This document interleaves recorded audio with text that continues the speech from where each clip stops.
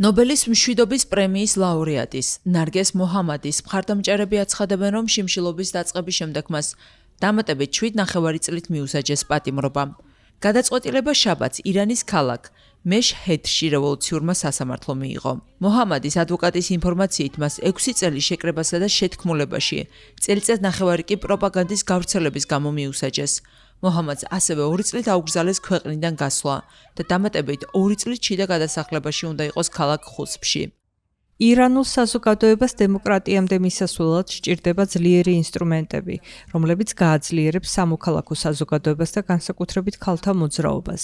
სამწუხაროდ ომი ამ ინსტრუმენტებს ასუსტებს და მათ ძალას ამცირებს. თუ დღეს თეირანის ქუჩებსა და უამრავ გზას შეხედავთ, ყველგან დაინახავთ რევოლუციური გვარდიის მკაცრ კონტროლს, ფაქტობრივად უსაფრთხოების თვითნებურ ძალებს. ქალაქი უსაფრთხოების მკაცრი კონტროლის ქვეშაა, სოციალური და სამოქალაქო მოძრაობები სუსტდება. ახლა ყველაზე მეტად იმაზე ვდარდობ, როგორ უნდა დავუბრუნდეთ ისეთ მდგომარეობას, რომ შესაძლებელი იყოს უსაფრთხოების ამ უკიდურესი რეჟიმიდან გამოსვლა.